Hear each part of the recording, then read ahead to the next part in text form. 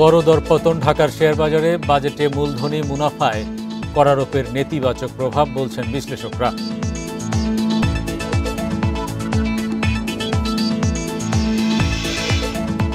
ফ্ল্যাটের নিবন্ধন কর কমানোর দাবি রিহ্যাবের, তথ্য প্রযুক্তি খাতে কর অব্যাহতির মেয়াদ 5 বছর চান ব্যবসায়ীরা।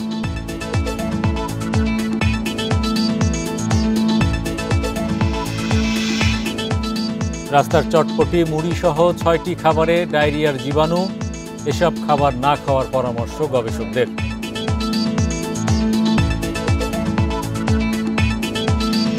আমন্ত্রণ অর্থনীতি সারাদিনে আপনাদের সাথে আছি হরি সাহা। শুনছিলেন শিরোনাম, এবার জানাবো বিস্তারিত। জমি ও ফ্ল্যাট নিবন্ধন কর 22% থেকে কমিয়ে 7% করার দাবি জানিয়েছে আবাসন খাতের ব্যবসায়ীদের সংগঠন রিহ্যাব। আর জুয়েলারি বিক্রিতে ভ্যাট 5% পরিবর্তে 3% করার প্রস্তাব দিয়েছে বাংলাদেশ জুয়েলারি সমিতি বাজুস। রোববার বাজেট নিয়ে প্রতিক্রিয়া জানাতে সংবাদ সম্মেলনে এসব দাবি জানায় সংগঠনগুলো। গেল বৃহস্পতিবার 2024-25 অর্থবছরের জন্য প্রস্তাবিত বাজেট উত্থাপন করেন অর্থমন্ত্রী আবুল হাসান মাহমুদ আলী। বাজেটে জমি ও ফ্ল্যাটে বিনা প্রশ্নে কালো টাকা বিনিয়োগের সুযোগ রেখেছেন অর্থমন্ত্রী। বাজেট পরবর্তী সংবাদ সম্মেলনে আবাসন খাতের ব্যবসায়ীরা বলছেন, এই সিদ্ধান্ত বাস্তবসম্মত ও সময়োপযোগী। এ সময় ফ্ল্যাট নিবন্ধন ব্যয় কমানোর দাবি জানান রিহ্যাব সভাপতি। বর্তমানে নিবন্ধন ফি 22% থেকে কমিয়ে 7% নামিয়ে আনার দাবি তার। দেশের অর্থনীতিতে বিপুল পরিমাণ অপ্রদর্শিত অর্থ বিদ্যমান, সেজন্য এই বড় অঙ্কের নিবন্ধন ব্যয় কিন্তু দায়ী। নিবন্ধন ব্যয় সার্কভুক্ত দেশ। এবারের বাজেটের পরবর্তী রেজিস্ট্রেশন খরচ সব মিলিয়ে আমরা 7% করার প্রস্তাব করছি। এদিকে বাজেট পরবর্তী সংবাদ সম্মেলনে জুয়েলারি বিক্রিতে কর হার 3% নামিয়ে আনা সহ 15 দফা দাবি জানায় ব্যবসায়ীদের সংগঠন বাজুস। দাবি মানা না হলে ব্যবসা বন্ধ করে দেওয়ার ঘোষণা দেয় সংগঠনটি। বলেছি যে 3% যদি হয় তাহলে, এবং আওতায় ভ্যাটের আওতায় যদি বেশি আসে, ইএফডি মেশিনও যদি বসে যায়, আমাদের সেই প্রস্তাবগুলি আসলো, তাহলে সারা দেশে এই ভ্যাটের পরিধি বাড়বে, ভ্যাট দেওয়ার উৎসাহ কাস্টমারদের মধ্যে হবে এবং যারা বিক্রেতা তারাও কাস্টমারদের বুঝাতে পারবেন যে আপনার ভ্যাটটা দেশের জন্য, মানুষের জন্য, কল্যাণের জন্য কাজ করতেছে। সারা দেশের জুয়েলারি ব্যবসায়ীদের কাছ থেকে ভ্যাট আদায়ের নামে এনবিআর হয়রানি করছে বলে অভিযোগ করেন বাজুস নেতারা। Ruhul Amin Rasel, Amirul Islam, independent news, Dhaka. সরকার সব জায়গায় স্বচ্ছতা ও জবাবদিহি নিশ্চিত করতে চায় বলে মন্তব্য করেছেন অর্থমন্ত্রী আবুল হাসান মাহমুদ আলী। বলেন, এটি নিশ্চিত করা গেলে এর সুফল জনগণ ভোগ করবে। রোববার আগারগাঁওয়ে শুদ্ধাচার পুরস্কার প্রদান অনুষ্ঠানে অর্থমন্ত্রী আরও বলেন, আইন প্রয়োগ করে দুর্নীতি রোধ করা যাবে না, এজন্য রাষ্ট্রের সব নাগরিকের সহযোগিতার মনোভাব থাকতে হবে।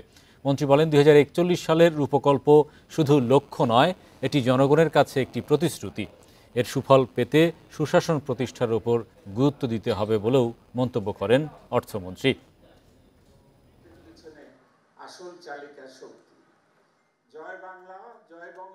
আইন প্রয়োগের মাধ্যমে দুর্নীতি নির্মূল করা সম্ভব নয়, তার জন্য প্রয়োজন রাষ্ট্রীয় ও সামাজিক আন্দোলন গড়ে তোলা, যাতে নাগরিকগণ চরিত্রনিষ্ঠ হয় এবং অঙ্গীকার করি আমাদের প্রতিটি পদক্ষেপ স্বচ্ছতা, জবাবদিহিতা এবং ন্যায্যতার নীতি দ্বারা পরিচালিত হোক। তথ্য প্রযুক্তি খাতে কর অব্যাহতির মেয়াদ 3 বছর থেকে বাড়িয়ে 5 বছর করা, ক্লাউড সার্ভিস এবং হোস্টিং সেবাকে করমুক্ত সেবার তালিকায় অন্তর্ভুক্ত করার আহ্বান জানিয়েছে দেশের তথ্য প্রযুক্তি ব্যবসায়ীদের 5 সংগঠন। রোববার বিকেলে কারওয়ান বাজারে বেসিস মিলনায়তনে বাজেট প্রতিক্রিয়ায় এসব দাবি জানায় বেসিস, বাক্য, বিসিএস, ইক্যাব ও আইএসপিএবি। শিগগিরই সংগঠনের নেতারা এসব দাবি নিয়ে এনবিআরের সঙ্গে আলোচনা করবে বলেও জানানো হয়। সংবাদ সম্মেলনে ইন্টারনেট সেবাদাতাদের সংগঠন আইএসপিএবির পক্ষ থেকে আইএসপি সেবাকে আইটিইএস-এর অন্তর্ভুক্ত করা, ইন্টারনেট সেবাদাতা প্রতিষ্ঠানগুলোর ওপর 10% অগ্রিম কর প্রত্যাহার করার দাবি জানান। বর্তমানে ব্রডব্যান্ড ব্যবহারে হার 10%, কিন্তু স্মার্ট বাংলাদেশ গড়তে তা 60% হওয়া প্রয়োজন বলে মত দেন সংগঠনের নেতারা। বিদেশি মুদ্রাকে সেভ করতে হয় এবং বাংলাদেশের তথ্যকে যদি বাংলাদেশে রাখতে হয় তাহলে লোকাল কোম্পানি, দেশীয় প্রতিষ্ঠান যারা ওয়েব হোস্টিং সার্ভিস দিচ্ছে তাদেরকে আসলে এক্সেমশনের আওতায় রাখাটা জরুরি। এই ব্রডব্যান্ড পেনিট্রেশন যদি আমি 60% উপরে না নিতে পারি, বিশেষ করে 41-এর মধ্যে, আমি স্মার্ট বাংলাদেশ বলছি, কিন্তু আমি যদি 60% উপরে ব্রডব্যান্ড পেনিট্রেশন নিতে না পারি তাহলে কিন্তু লক্ষ্য অর্জন হবে না। বাজেট ঘোষণার পর প্রথম কার্যদিবসেই বড় ধরনের দরপতন শেয়ার বাজারে। ঢাকা স্টক এক্সচেঞ্জে প্রধান সূচক কমেছে 65 পয়েন্ট, লেনদেন 357 কোটি টাকার শেয়ার, দর হারিয়েছে 86% শেয়ারের। আর চট্টগ্রাম স্টক এক্সচেঞ্জের সার্বিক সূচক কমেছে 94 পয়েন্ট। বিশেষজ্ঞরা বলছেন, বাজেটে ব্যক্তি বিনিয়োগকারীদের মূলধনী মুনাফায় করারোপ করায় নেতিবাচক প্রভাব পড়েছে বাজারে। দীর্ঘদিন ধরে নিম্নমুখী দেশের পুঁজিবাজার। গতি ফেরাতে 2024-25 অর্থ বছরের প্রস্তাবিত বাজেটে নেই কোনো সুনির্দিষ্ট দিক নির্দেশনা, নেই প্রণোদনা, উল্টো 50 লাখ টাকার বেশি মূলধনী মুনাফার উপর কর বসানো হয়েছে। রোববার দিনের শুরুতেই নিম্নমুখী ঢাকা স্টকের সূচক। লেনদেনের প্রথম 25 মিনিটে প্রধান সূচক কমে 44 পয়েন্ট। এরপর কিছুটা বাড়লেও দিন শেষে ডিএসইএক্স সূচক কমেছে 65.75 পয়েন্ট, অবস্থান করছে 5171 পয়েন্টে। ডিএসইতে লেনদেন হয় 357 কোটি 90 লাখ টাকা শেয়ার, আগের দিনের চেয়ে লেনদেন কমেছে 184 কোটি টাকা। হাতবদলে অংশ নেয়া 392টি কোম্পানি ও মিউচুয়াল ফান্ডের মধ্যে দর কমেছে 86 ভাগ প্রতিষ্ঠানের শেয়ারের। এর মধ্যে দর বেড়েছে মাত্র 33টির, কমেছে 340টির এবং অপরিবর্তিত রয়েছে 19টি প্রতিষ্ঠানের শেয়ার দর।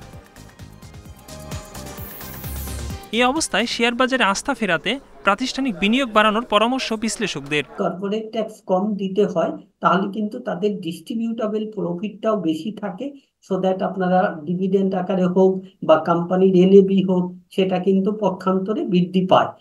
তো এই ব্যাপারে তেমন কোনো আপনার মনে করেন এনকারেজিং কোনো কিছু দেখা যায়নি। রাদার আরো যেটা দেখা গেছে যে নন লিস্টেড কোম্পানির ট্যাক্স রেট অনেকটা কমিয়ে দেওয়া হয়েছে। সবচেয়ে বেশি লেনদেন হওয়া প্রতিষ্ঠানের তালিকায় প্রথম লাভেলো, দ্বিতীয় ফরচুন শুজ এবং তৃতীয় অবস্থানে এশিয়াটিক ল্যাবরেটরিজ। শতাংশের দিক থেকে দর বৃদ্ধিতে টেক্সটাইল খাতের দাপট দেখা গেছে। তালিকায় প্রথম বিএফএস থ্রেড ডাইং, দ্বিতীয় নুরানি ডাইং এবং তৃতীয় অবস্থানে উত্তরা ফাইন্যান্স। অন্যদিকে চট্টগ্রাম স্টক এক্সচেঞ্জে সার্বিক সূচক কমেছে 94.19 পয়েন্ট, লেনদেন হয় 107 কোটি 82 লাখ টাকা শেয়ার। একরামুল ইসলাম, ইন্ডিপেন্ডেন্ট নিউজ, ঢাকা। গত কয়েক মাসে ডলারের মূল্য বৃদ্ধির সাথে পাল্লা দিয়ে বেড়েছে বেশিরভাগ নিত্যপণ্যের দাম। এমন পরিস্থিতিতে নতুন বাজেট নিয়ে আশায় ছিল সাধারণ মানুষ। তবে প্রস্তাবিত বাজেটে দাম কমার বদলে বেড়েছে বেশ কিছু অতি প্রয়োজনীয় পণ্যের শুল্ক ও কর। এমন সিদ্ধান্ত সাধারণ মানুষের ক্রয় ক্ষমতা আরও সংকুচিত করবে বলছেন অর্থনীতিবিদরা। মূল্য সকলের ক্রয় ক্ষমতার মধ্যে রাখার জন্য সর্বাত্মক প্রচেষ্টা চালিয়ে যাওয়া। গত 15 মাস ধরে দেশে মূল্যস্ফীতি 9%-এর উপরে। তাই এবারের বাজেটে মূল্যস্ফীতি নিয়ন্ত্রণে সবচেয়ে বেশি গুরুত্ব দিচ্ছে সরকার। ধান, চাল, ডাল সহ নিত্য প্রয়োজনীয় বেশ কিছু পণ্য ও খাদ্যশস্য সরবরাহে উৎসে কর 2% থেকে কমিয়ে 1% করা হয়েছে। তবে কিছু ক্ষেত্রে নতুন বাধ্যবাধকতা আরোপে বাড়ছে করের চাপ।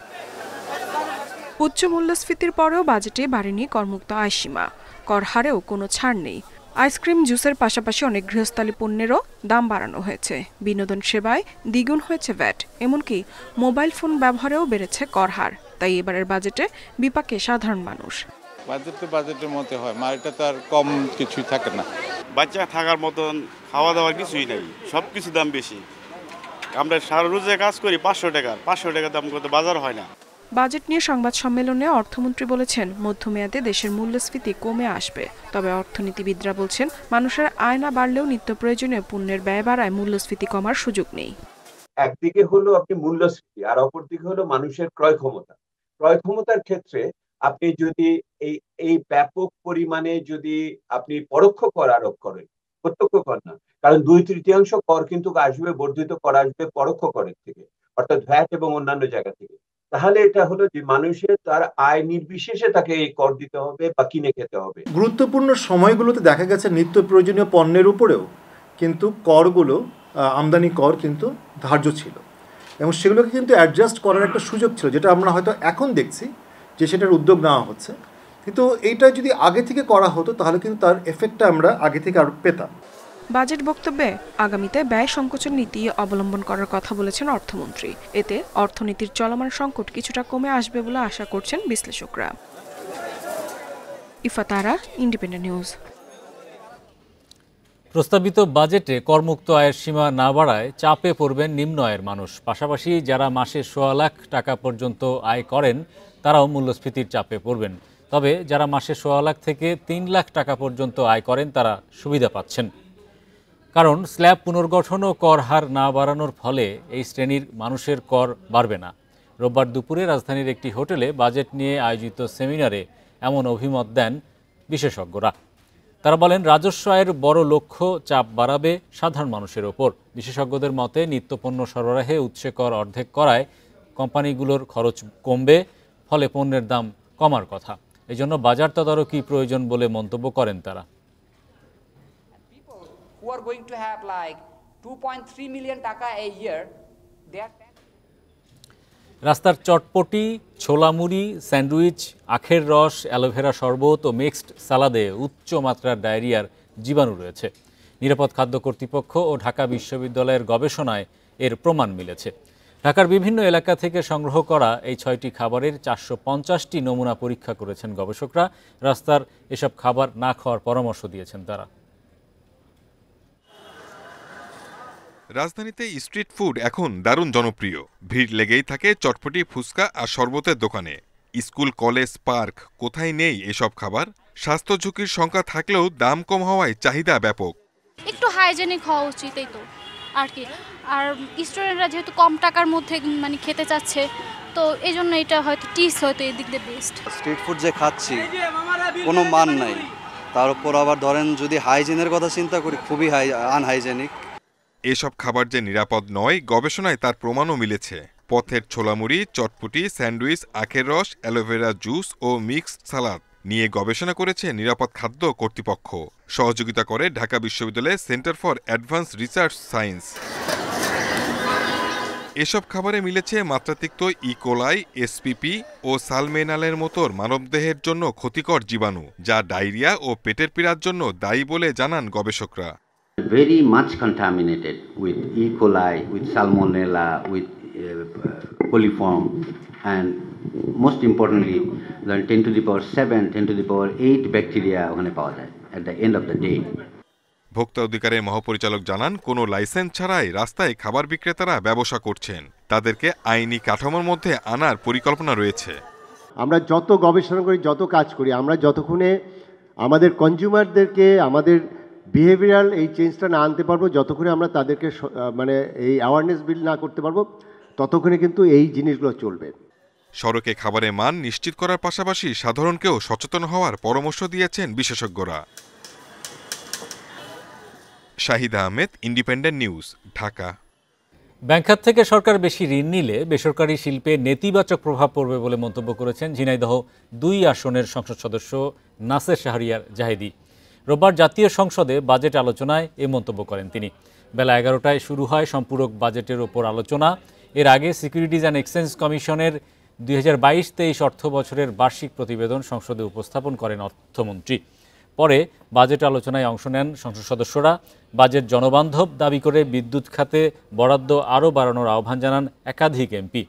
টেন্ডার প্রক্রিয়ায় দেরির কারণে সঠিকভাবে কাজ শেষ হয় না বলে অভিযোগ করেছেন কয়েকজন। কিছু বুদ্ধিজীবী ও বিরোধী দলের নেতারা না বুঝেই বাজেটের সমালোচনা করছে বলে অভিযোগ করেন তারা। ব্যাংকিং উৎস থেকে যদি সরকার বেশি ঋণ নেয়, তাহলে বেসরকারি খাতে ঋণের প্রবাহ হ্রাস পেয়ে যায়। বেসরকারি ক্ষেত্রে যদি ঋণের প্রবাহ হ্রাস পায়, সেখানে বিনিয়োগ ব্যাহত হয়, সেখানে শিল্প এবং বাণিজ্যের অগ্রগতি ব্যাহত হয়। শহরে কিন্তু বিদ্যুতের লোডশেডিং খুব কম হয়। নেত্রী যেটা বলেছেন গ্রাম হবে শহর, সেই শহর হয়ে গেছে শুধু একটা জায়গায়, সেই বিদ্যুতের জায়গাটা একটু বিপদগ্রস্ত। আজকে অনেক বিদ্যুৎ ঘন্টার পর ঘন্টা থাকে না। পরিবেশগত সংকট মোকাবিলায় অ্যাওয়ার ওয়েব শীর্ষক এক ক্যাম্পেইনের আয়োজন করেছে ইউনিলিভার বাংলাদেশ লিমিটেড। প্রতিষ্ঠানের কর্মীদের স্বেচ্ছাসেবী প্ল্যাটফর্ম প্রয়াসের আওতায় ইপসা ও সানসিল্ককে সঙ্গে নিয়ে এ উদ্যোগ গ্রহণ করেছে প্রতিষ্ঠানটি। বিশ্ব পরিবেশ দিবসের সঙ্গে সঙ্গতি রেখে চট্টগ্রাম ও ঢাকায় 10টি স্কুলের শিক্ষার্থীদের নিয়ে এ ক্যাম্পেইন আয়োজন করা হয়। ক্যাম্পেইনের উদ্দেশ্য শিক্ষার্থীদের প্লাস্টিক দূষণ সম্পর্কে সচেতনতার পাশাপাশি প্লাস্টিক দূষণের বিরুদ্ধে লড়াইয়ে পরবর্তী প্রজন্মের ক্ষমতায়ন করা। অনুষ্ঠানে আরও ছিল রিফিল মেশিনের প্রদর্শনী। এটি নতুন প্লাস্টিক প্যাকেজিং তৈরি কমাতে ইউনিলিভারের তৈরি উদ্ভাবনী সমাধান। ক্যাশলেস সমাজ গড়ে তুলতে মোবাইল আর্থিক সেবা খাতে স্টুডেন্ট অ্যাকাউন্ট নিয়ে এসেছে বিকাশ। 14 থেকে 18 বছরের কম বয়সীদের জন্য খোলা এই অ্যাকাউন্টটি তাদের মা বা বাবার বিকাশ অ্যাকাউন্টের সঙ্গে সংযুক্ত থাকবে। রোববার এক সংবাদ বিজ্ঞপ্তিতে বিকাশ জানায়, শিক্ষার্থীরা স্কুল কলেজের ফি পরিশোধ, কেনাকাটা, মোবাইল রিচার্জ, বিল পরিশোধ সহ কয়েক ধরনের সেবা নিতে পারবেন।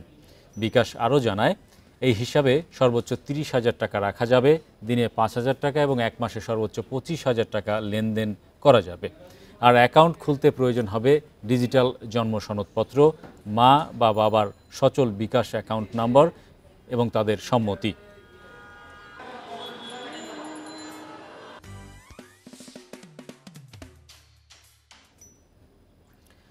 বৈশ্বিক ডেইরি সমবায় আরলা ফুডসের স্থানীয় অঙ্গ প্রতিষ্ঠান এবং ডানোর প্রস্তুতকারক আরলা ফুডস বাংলাদেশ গাজীপুরে নতুন ইউএইচটি কারখানা উদ্বোধন করেছে। ব্যবসায়িক অংশীদার মিউচুয়াল গ্রুপের সাথে প্রায় 15 মিলিয়ন ইউরোর যৌথ বিনিয়োগে কোম্পানিটি নির্মিত হয়েছে। অনুষ্ঠানে বলা হয়, আধুনিক, নিরাপদ ও টেকসই দুগ্ধ উৎপাদনের জন্য আরলা ফুডস নতুন মানদণ্ড হতে চলেছে। ডানো পাওয়ার, ডানো ডেইলি পুষ্টি এবং ডানো ডিলাইটের মাধ্যমে প্রতি বছর দেশের দুধের পুষ্টির চাহিদা পূরণ করা হয়। কারখানা উদ্বোধনে উপস্থিত ছিলেন মৎস্য ও প্রাণী সম্পদ মন্ত্রী আব্দুর রহমান, ঢাকায় নিযুক্ত ডেনমার্কের রাষ্ট্রদূত ক্রিস্টিয়ান ব্রিক্স মেলার সহ প্রতিষ্ঠানটির ঊর্ধ্বতন কর্মকর্তারা।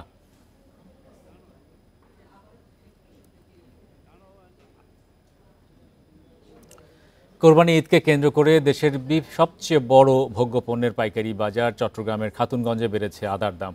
সপ্তাহের ব্যবধানে প্রতি কেজি আদায় বাড়তি গুনতে হচ্ছে 50 টাকা। এজন্য ডলারের মূল্য বৃদ্ধি, উচ্চ বুকিং রেট এবং সরবরাহ ঘাটতির অজুহাত দিচ্ছেন বিক্রেতারা। কোরবানি ঈদের আগে বাড়ছে আদার দাম। খাতুনগঞ্জে 2 সপ্তাহ আগেও প্রতি কেজি আদার পাইকারি দাম ছিল 170 থেকে 180 টাকা। চলতি সপ্তাহে তা বিক্রি হচ্ছে 220 থেকে 230 টাকায়।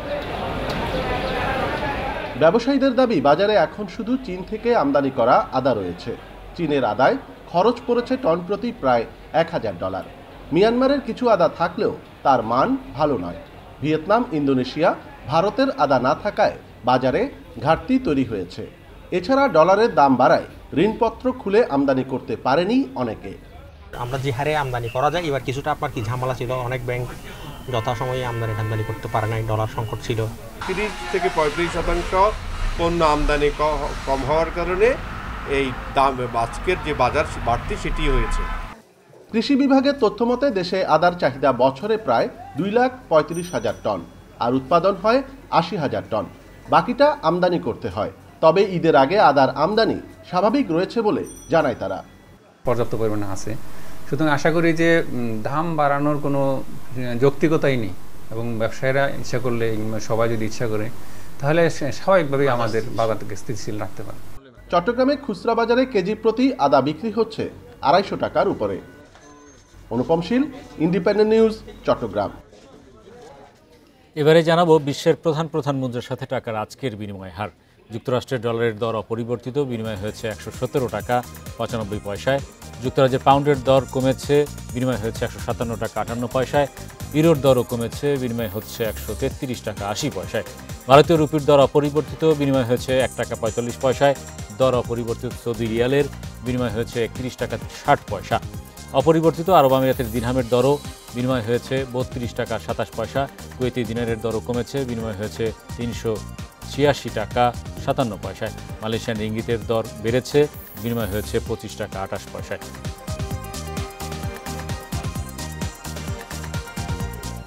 এই ছিল আজকের অর্থনীতি সারাদিনে। ইন্ডিপেন্ডেন্ট টেলিভিশনের সব খবর জানতে চোখ রাখুন ফেসবুক, ইউটিউব এবং এক্সে। আমন্ত্রণ আমাদের পরের আয়োজনে।